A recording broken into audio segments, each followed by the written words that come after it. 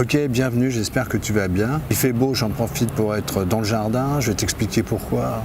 Je te raconte un peu ma vie. Je devais aller tourner une vidéo qui s'adressait donc aux premières années tourisme. Et je te raconte vraiment ma vie. Qui s'adressait donc aux premières années tourisme, qui devait en fait expliquer en détail la matière que j'enseigne. Puis je me suis aperçu au moment d'y aller, je devais tourner à l'Arc de Triomphe et je me suis aperçu au moment d'y aller qu'il me manquait un petit câble, petit raccord, qui m'empêchait de brancher mon micro sur mon enregistreur, donc c'était un peu galère.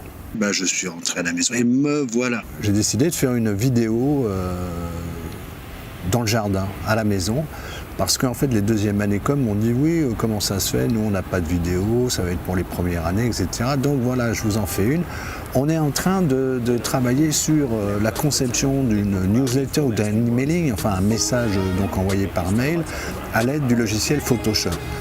Dans un premier temps, je souhaiterais que tu sois attentif à ce qui va arriver, puisque là je vais te montrer des exemples de newsletters ou d'emailing que je reçois, et donc la tendance actuelle du graphisme et du design dans ce genre de messages. On va pouvoir décrypter très rapidement, mais tu vas comprendre tout de suite. Et je vais te donner aussi la composition schématique au niveau du graphisme que je souhaite pour cette newsletter. Pour cet emailing. Beaucoup de visuels, c'est-à-dire on a une image, on a un slogan, une phrase d'accroche.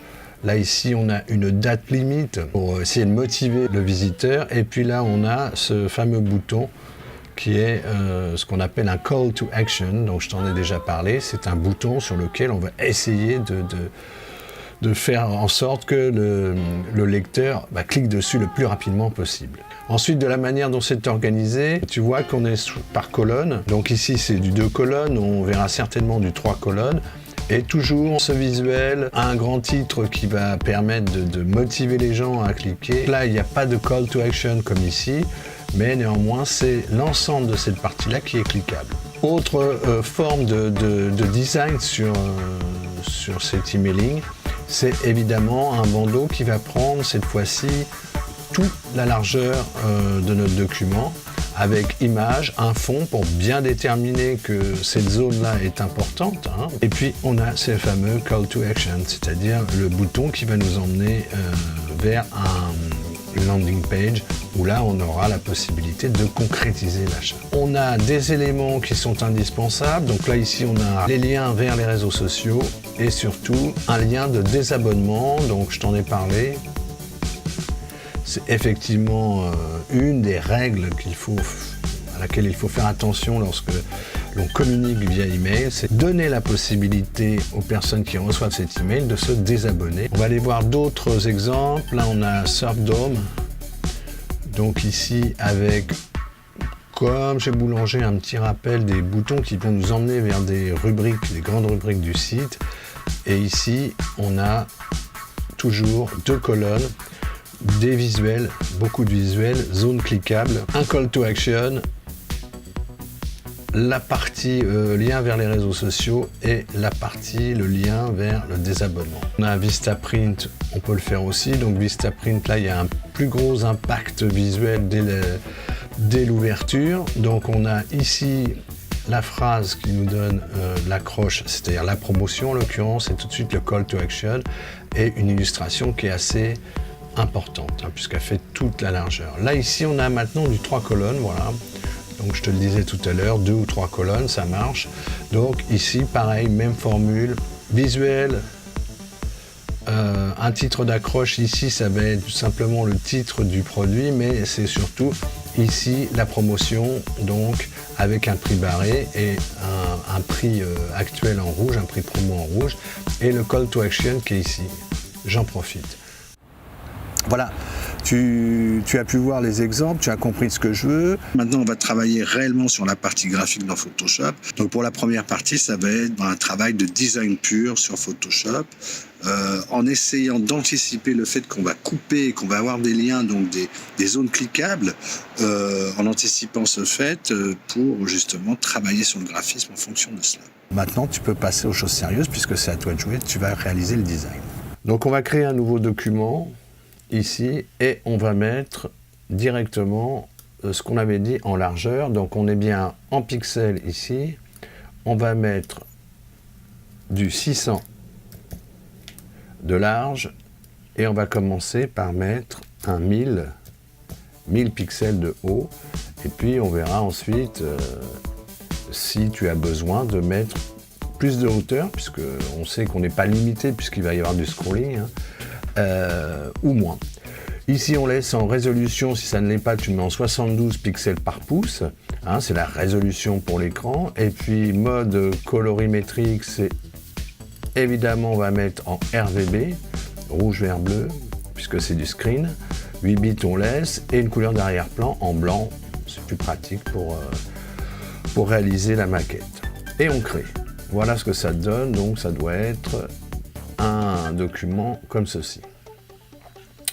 Alors moi, j'ai fait vite fait un début, c'est pas terminé, un début de visuel, et je vais travailler là-dessus pour te montrer comment on va pouvoir créer justement ces zones cliquables. Alors une fois que ton design est fait, tu as vu que les dimensions, elles étaient fixes en largeur, parce que c'est ce qui va passer éventuellement à peu près sur un emailing. Et puis par contre, en hauteur, tu as vu que tu pouvais adapter au contenu, puisque on a la possibilité de scroller lorsqu'on reçoit un mail ou lorsqu'on voit une page sur le web. Donc maintenant que c'est fait, on va passer à la seconde étape, c'est-à-dire qu'on va découper. On va faire des découpes pour pouvoir mettre des zones cliquables sur le graphisme. On va pouvoir cliquer dessus. Alors pour faire ceci, on utilise un outil dans la barre d'outils symbolisée par un cutter. Et en fait, c'est l'outil tranche. Donc il y a deux outils en fin de compte. Il y a l'outil tranche et l'outil de sélection de tranche. Donc tu vas voir, écoute bien, c'est simple. T'en fais pas. Simplement l'outil tranche va couper.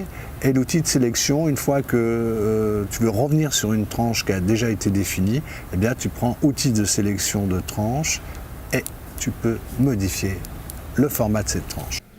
Donc on va prendre ici l'outil tranche. Donc il se trouve très exactement ici, tu vois, c'est en fait par défaut, toi tu devrais avoir dans ta barre d'outils l'outil de recadrage. Donc on reste cliqué, on descend, on a les deux outils de tranche ici, outil tranche et outil sélection de tranche. Raccourci C, hop, on y va, on prend l'outil tranche. Alors cet outil va nous permettre de découper notre document en plusieurs parties et on l'exportera ensuite en plusieurs images. Alors par exemple, on va faire ici, je vais te découper et te faire une tranche sur la partie header de mon document. Alors tu vois que lorsque je découpe ici, on va zoomer un petit peu, voilà. Lorsque je découpe ici, eh bien j'ai la tranche qui est active, qui est de contour brun. Et puis j'ai ici, chaque tranche a un numéro. Donc tu vois le numéro 1 ici, et il est bleu foncé, ça veut dire que lorsque je vais cliquer dessus, je peux accéder à tous les paramétrages de cette tranche. Tu vois que Photoshop automatiquement m'a créé une seconde tranche là qui est grisée. En fait, Photoshop, à chaque fois que tu vas découper à l'aide du cutter, de l'outil tranche, eh bien Photoshop va faire en sorte de redécouper le reste de ton image pour que ça soit viable, qu'on puisse vraiment découper, puisque ce sont des carrés uniquement. Alors, lorsque j'ai fait une tranche, je double-clique sur la partie bleue, le numéro, et là je vais avoir accès à la fenêtre d'options. Donc première option, c'est de choisir le type d'élément qui va remplir cette tranche. Donc soit une image ici, soit pas d'image. À ce moment-là, ça te fera, en fait, au moment de l'export en HTML, tu auras un espace où tu pourras rentrer ce que tu veux à l'intérieur. Bon, nous, ça ne nous intéresse pas dans l'immédiat, donc on reste sur image. Le deuxième élément à renseigner, c'est le nom de l'image. Donc, tu peux laisser par défaut. En tout cas, si tu le modifies, c'est avant l'export. L'URL, donc là c'est un peu plus intéressant déjà puisque c'est l'URL sur laquelle on va, lorsqu'on va cliquer, sur laquelle on va envoyer le visiteur. Donc cette URL là, on ira la chercher sur le site ici de notre revendeur, de notre fabricant de voitures. La cible, c'est la fenêtre dans laquelle va se charger lorsque tu vas cliquer sur l'URL. Donc tu vas ouvrir un nouveau document et la cible va déterminer si ça s'ouvre dans une nouvelle fenêtre. Alors dans les navigateurs actuels, ça s'ouvre dans un nouvel onglet. Ou si ça va remplacer ton document actuel. Le message, ça ne nous intéresse pas. Par contre, ce qui nous intéresse, c'est l'instruction Alt ici. En fait, l'instruction Alt, eh bien, c'est simplement ce qu'on appelle le texte alternatif. C'est-à-dire que c'est un texte qui va s'afficher si l'image ne se charge pas. Ici, on a effectivement les dimensions ensuite, donc la position en abscisse et en ordonnée. Donc là, on est dans le coin, on commence à x0, y0. Et puis là, j'ai la largeur. Donc, tu vois que la largeur fait bien 600 pixels, et c'est nickel, puisque mon document fait 600, donc j'ai bien pris l'intégralité du document. Hauteur 146, ça c'est juste titre informatif. Ok, t'as compris? Je vais te faire des découpes qui seront très précises et en mettant des liens dessus. Alors, on prend l'outil ici, toujours l'outil tranche, et par exemple, je vais faire une découpe pour pouvoir prendre ici le logo. Et le logo, bah, tu vas voir, je vais le faire aller vers le site de Tata Motors. Alors, tu vois ici que contrairement à l'instant où je faisais un exemple juste avec une découpe sur toute la largeur, tu vois qu'ici, comme on a dit, Photoshop prépare des découpes pour justement caler l'ensemble du document en petits morceaux avec ce que tu viens de définir, toi, comme zone cliquable, comme tranche.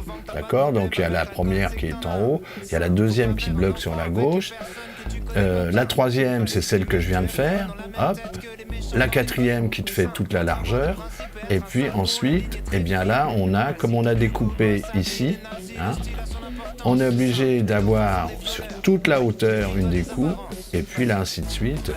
On a cette largeur-là, toute la hauteur, et le reste sur toute la hauteur. Voilà, donc on va aller chercher ici la fenêtre qui va nous permettre de paramétrer donc cette première tranche qu'on a découpée. Donc on laisse sur image, le nom moi j'y touche pas, l'URL on va aller la chercher. Donc pour cela, voilà, on va aller sur le site de Tata Motors par exemple, et puis je vais la faire arriver sur la page, disons la page d'accueil de la partie véhicule. D'accord. Donc CTRL A, CTRL C, je copie l'URL et je vais l'insérer direct dans la case URL. Alors la cible, je te rappelle ce que c'est en fait simplement lorsque tu vas cliquer sur le lien, ça va t'emmener soit dans une nouvelle fenêtre ou un nouvel onglet, soit ça va recharger ici sur la page qui existe. Donc on laisse par défaut et on va mettre ici, alors soit tu mets ce que c'est, logo Tata, c'est pour indiquer si jamais l'image ne s'affiche pas ce que c'est, et tu peux aussi mettre l'instruction, c'est plus utile, voir notre site web, là au moins on sait où ça va aller, où tu peux mettre simplement les deux, logo Tata, ce qui fait que si tu lis, voilà, ça fait logo Tata, voir notre site web. Voilà, je valide, ok. Ensuite, je vais faire une petite découpe ici. Alors, tu vois, pareil, toujours que Photoshop adapte l'ensemble des tranches pour que je puisse avoir mes découpes où je le souhaite. Je vais ouvrir la partie renseignements, image je laisse, non je laisse. Là, je vais aller chercher l'URL. On va le mettre ici, par exemple. Hop, et on met l'URL. Et voir nos produits. Ok, et je valide. Et puis alors, moi, je pourrais découper comme ceci, là, par exemple ici, puis faire une zone cliquable. Bon, je vais pas faire tout, simplement. Je vais mettre ici, sur le call to action ici, un autre lien qui va vers, on va l'envoyer vers le modèle de véhicule. Voilà. Donc là, on y va, et là, on va arriver directement sur la page du véhicule. Hop, un petit copier-coller. Et on met Nexon, découvrez nos modèles. Voilà. Okay. Donc je ne vais pas tous les faire, toi tu auras évidemment à traiter toutes les parties de ton emailing et découper ta maquette avec toutes les zones cliquables qui vont bien. Donc voilà pour la partie découpe à l'aide de l'outil tranche. Simplement je rajoute que si je veux revenir sur une tranche, ici je peux pas, hein, sur une tranche que j'ai déjà traitée, puisque là j'étais sur celle-ci, la 11 là. Eh bien, c'est là que je vais utiliser, donc, on le fait tout de suite rapidos, mais tu as compris, l'outil sélection de tranche, et là, effectivement, je peux modifier mes options de tranche, mais je peux aussi modifier la taille de la tranche éventuellement. Donc ici, c'est rien, mais c'est toujours bon à savoir. Ok, tu as saisi tout ça, c'est super. Voilà, donc tu as fait tes découpes, tu as vu qu'on pouvait modifier le nom, on pouvait modifier la cible, on pouvait modifier l'URL, donc il fallait mettre des URL qui renvoient à l'aide d'un lien hypertexte vers une partie du site où tu veux emmener le visiteur. En général, on fait ce qu'on appelle des landing pages, c'est-à-dire des pages d'atterrissage spécifiques, comme ça nous permet vraiment non pas de faire arriver le visiteur vers une partie du site traditionnel, mais vraiment l'emmener sur un document qui est spécifiquement fait pour le message qu'on lui a envoyé, d'accord? Donc on essaye de le prendre au maximum pour qu'il puisse arriver jusqu'à la destination finale, c'est-à-dire faire péter sa carte bleue. Donc une fois que cela est fait, on va voir tout de suite l'exportation, hein, l'exportation de ce document. On va l'exporter en HTML et images. C'est simple, tu vois, t'inquiète pas, c'est cool. Donc, pour exporter ton document au format HTML et images, eh bien, tu vas aller dans Fichier, ici, et puis Exportation, et là, tu auras donc une fonction qui va être héritée et qui s'appelle Enregistrer pour le web, donc tu cliques dessus. Donc, tu arrives sur la fenêtre Enregistrer pour le web, et là, alors, plusieurs choses. Déjà, tu peux avoir l'outil reprendre un outil de sélection de tranche, donc c'est-à-dire encore ici tu as la possibilité de modifier tes éléments si tu vois qu'il y a une erreur ou tu veux modifier quelque chose, hein, par exemple là ici j'ai vu qu'il y avait une faute, on la corrige. Ok. Ensuite, tu vas choisir ton format d'exportation d'image. En fait, je t'explique, tu vas comprendre après lorsqu'on aura fini l'exportation. On va avoir un fichier HTML d'un côté et un dossier avec des images de l'autre. Donc voilà, ici on va choisir le format de l'image. Tu vas rester en JPEG. Là on voit ici que la taille elle est bonne, hein, 600 sur 1000, c'est ce qu'on avait décidé dès le départ. Et là on peut exporter. Alors évidemment on est dans un format de compression élevé, donc c'est à peu près, voilà, 79 c'est à peu près 80, donc ça c'est parfait pour le web et on enregistre. Tu vas enregistrer ton travail et quelque chose de très important sur lequel il faut être vigilant, c'est bien le format, choisir le format.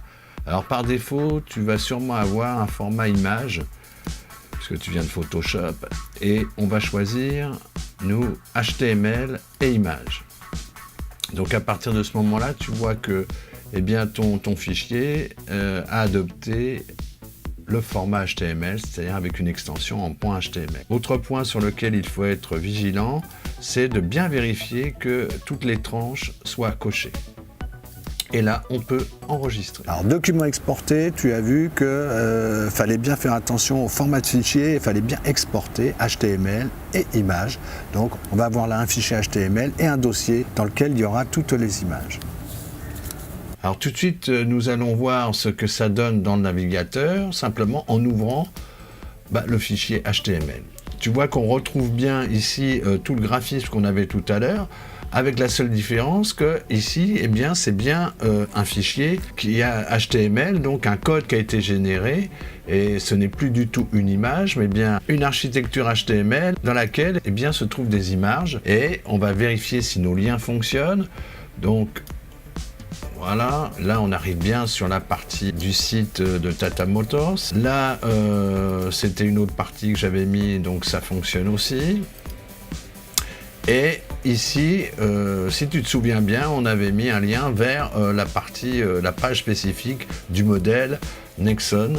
Donc on y va et on arrive bien dessus. Donc voilà, à l'aide de Photoshop, tu as réussi bien à faire un document hypertexte. Et ça, franchement, je te félicite. Voilà, on va aller juste un petit peu plus loin. Déjà, c'est pas mal. Tu as vu dans un navigateur ce que ça pouvait donner. Les liens fonctionnent. On va voir maintenant un tout petit peu une modification. On va un peu rentrer dans l'HTML sans aller trop loin. Donc pour cela, il nous faut ouvrir juste un logiciel très simple, c'est un éditeur de texte. Et là, on va modifier quelques balises pour faire deux actions qui vont rendre notre travail un peu plus sympatoche. Mettre un background, un fond, une couleur de fond. Et puis, deuxième chose, on va centrer ton travail pour que ce ne soit pas collé à gauche. Alors là, bon, écoute, on va regarder ce que ça donne en HTML. Donc tu vois que ton background est totalement blanc. Et puis, ton travail est sur la gauche. Donc sur un mail, c'est pas gênant. Maintenant, si on l'ouvre comme moi, là, ici, dans un navigateur, c'est un peu gênant d'avoir toutes les infos sur la gauche. Alors pour modifier ça, c'est simple. On va aller ouvrir notre fichier HTML, donc avec un éditeur de texte. Donc toi, tu as TextEdit, il y a d'autres choses. Moi, je suis sur Mac.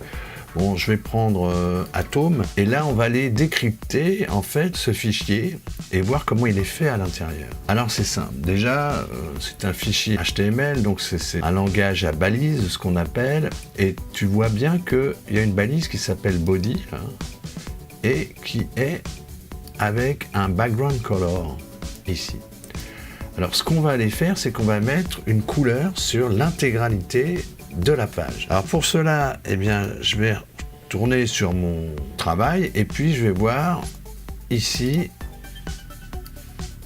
le bleu. Tu vois, quand tu ouvres la palette, alors là on a ce bleu là, quand tu ouvres la palette, tu vois que tu as tes références de couleurs que tu connais, RVB, CMJN, et puis il y en a une qui s'appelle hexadécimal avec un hashtag devant là, et qui va nous donner le bleu exact. Donc je le copie et puis je vais retourner sur mon éditeur de texte pour pouvoir l'insérer ici. Alors tu vois, c'est simple à repérer. Body, c'est le corps, donc c'est l'ensemble de la page HTML. Le BG color, ça veut dire background color, et là on va aller mettre les références qu'on vient de prendre sur Photoshop. Voilà, un petit enregistrement et on peut retourner ici et tu vois que là, j'ai un background color sur l'intégralité de ma page. Donc on va un peu continuer et modifier encore un petit élément. Donc on va retourner ici et moi ce que je veux, c'est que on l'a dit tout à l'heure, ce ne soit pas sur la gauche mais que ce soit plutôt centré. Donc ici le système de codage ici pour afficher ton document, c'est un système de table et on va simplement dire que la table, elle est alignée. Donc c'est une balise qui s'appelle align, enfin c'est pas une balise, c'est un attribut. Et voilà, hop, et align comment? Align center, ça va de soi. Voilà, donc là logiquement, si tout va bien, j'enregistre et on va voir ce que ça va donner. Voilà, j'ai mon document qui est aligné au centre. Voilà, c'est un petit peu plus joli. Ça nous a juste fait aller dans le code HTML, voir qu'on peut vraiment modifier des trucs assez facilement. Et puis voilà, c'est assez sympa maintenant comme ça. Donc, ce petit travail est terminé. Génial, non? Tu dois liker, tu mets un petit au pouce, tu peux commenter. Si tu commentes, tu as des chances d'être tiré au sort pour recevoir un t-shirt de la chaîne. Ce qui est vraiment génial, franchement, fun. Je pense que c'est la classe internationale. Amazing. Tu peux partager, bien sûr, je te le conseille d'ailleurs. Si t'es pas abonné, tu t'abonnes parce que sinon c'est un mal aller. Il faut des abonnés. Et n'oublie pas, l'important ce n'est pas d'apprendre, l'important c'est de comprendre. Ciao. Basique, simple, basique.